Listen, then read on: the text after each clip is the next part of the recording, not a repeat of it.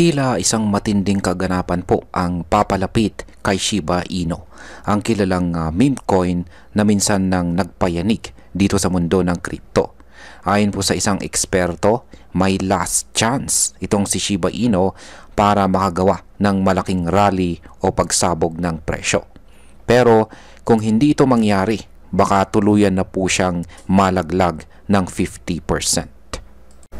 Sa video na ito ay pag-uusapan po natin ang technical na analysis sa likod ng prediction na ito. Bakit sinasabing may one last shot itong si SHIB? Ano po ang target price kung sakaling umangat nga siya? At syempre, aalamin din natin kung ano po ang posibleng maging epekto nito para sa atin bilang mga Pinoy crypto investors. Pero bago po tayo magpatuloy, ay pakibasa na lamang po muna ang disclaimer dito sa ibaba ng ating screen. At ayan, simulan po natin sa kung ano po ang kasalukuyang lagay ni Shiba Inu sa market. Kung titignan po natin ang weekly chart, si Shiba Inu ay tila pagod na. Sa loob po ng 8 linggo or 8 weeks, 7 po rito ay puro pula or red or pababa. Sa madaling sabi, siya ay nasa isang matinding consolidation phase. Ang ganito pong sitwasyon ay karaniwan sa mga altcoins, lalo na kapag nangingibabaw ang lakas ni Bitcoin. Pero ayon po kay Zelf-Trade, isa po siyang kilalang analyst sa TradingView, ay may nakikitang sinyales ng trend reversal.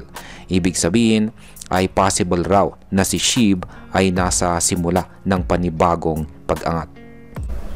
Bakit po sinasabing may one last shot itong si Shiba Inu? Ang sinasabi po ni Self-Trade ay ito: kung magtutuloy-tuloy ang momentum reversal ni Shiba Inu, possible raw po itong makabalik sa itaas at umabot po sa target price na 40 digits 23.94. Yan ay halos 2 beses na pagtaas mula po sa kanyang kasalukuyang presyo na nasa 40 digits 11.97. Pero bakit po ito tinawag na one last shot? Dahil ayon sa kanya, kung hindi masusunod ang senyales ng reversal, may posibilidad na si SHIB ay tuluyang bumagsak. At ang pagbagsak na ito ay maaring umabot daw sa 50% pa mula sa current level. Ibig pong sabihin ay babagsak siya sa presyong 50 digits 598. Presyo na huling nakita pa noong June 2023. Ano naman po ang target price kung sakaling mag-rally si SHIB? Kung magiging positibo ang galaw ni Shiba Inu, tinatayang aakyat po ito mula po sa presyong 40 digits 11.97 papunta sa target na 40 digits 23.94. Ito ay tinatawag na 2 times rally dahil halos doble po ang itataas ng presyo. Ayon po kay Self-Trade, ang pagkakapitan ni SHIB sa kanyang support zone ay isang malakas na sinyales ng posibleng pag-angat. Kapag matagumpay po niyang na-hold ang support level, madalas po itong nagiging simula ng pag-akyat ng presyo. Pero hindi lamang po si SHIB ang gumagalaw dito. May malaking papel din ang gagampanan ni Bitcoin. Ano po ang koneksyon ni Bitcoin sa posibleng rally ni SHIB? Napakahalaga ng galaw ni Bitcoin sa susunod na mga linggo. Ayon po sa analysis, kailangang mag-cool off muna itong si Bitcoin. Sa madaling salita ay kailangan munang bumaba o huminto si Bitcoin para makasingit ang mga altcoins tulad ni Shiba Inu. At bakit? Kasi kapag masyadong malakas ang takbo ni Bitcoin, halos dito lang napupunta ang pera ng mga investors. Naiiwan po ang mga altcoins. Kaya kung hihina muna si Bitcoin, may pagkakataon po ang altcoins na makabawi at dito maaring makapasok si SHIB.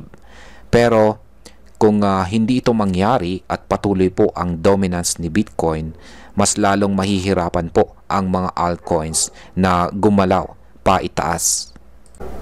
Ano naman po ang posibleng worst case scenario para kay Shiba Inu?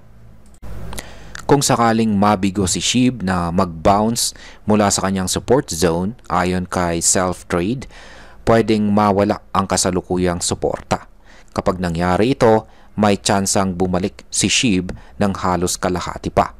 Mula po sa presyo na 40 digits 1197, posibleng bumaba ito ng hanggang 50 digits 598. At kung mangyayari nga ito, dagdag na naman ito sa pagkatalo ng mga investors, lalo na sa mga pumasok noong kasagsagan ng presyo. Isipin mo, si SHIB ay 86% ng malayo mula sa kanyang all-time high na 40 digits 8845. At kung bababa pa siya ng 50%, mas dadami po ang mga nawalan ng tiwala sa kanya bilang isang meme coin. Ngayon ay ano po ang epekto nito para sa atin bilang mga Pinoy crypto investors? Kung ikaw po ay isang Pinoy crypto investor na may hawak kay SHIB, ito po ang mga dapat nating pag-isipan. Una ay ang timing. Kung magpapatuloy po ang trend reversal, maaaring ito ang pagkakataon natin na magdagdag or magbawas sa ating posisyon. Pero tandaan po natin na mataas pa rin ang risk. Pangalawa ay ang diversification. Huwag po nating ilagay ang lahat ng ating pera kay SHIB lamang. Tandaan po natin, mataas ang tsansang bumagsak po siya ng 50%. At pangatlo ay ang technical analysis. Gumamit po ng mga chart at indicators para mas maunawaan kung kailan po magandang pumasok o lumabas sa market. Hindi po sapat ang hype lamang. At ang pang-apat ay abangan po natin ang galaw ni Bitcoin. Kung bumagal po si Bitcoin, may tsansa po ang altcoins. Pero kung tuloy-tuloy po ang kanyang lakas, baka hindi na makabawi si SHIB. At bilang panghuli, ang masasabi ko naman tungkol dito ay para sa akin, si Shiba Inu ay nasa isang napakasensitibong yugto. Parang tinataya niya ang kanyang kinabukasan sa isang sugal. Kung mananalo, aakyat ng doble. Pero kung matalo, malalaglag ng kalahati. Hindi ito panahon ng FOMO o takot na mahuli. Ito ang panahon ng critical thinking.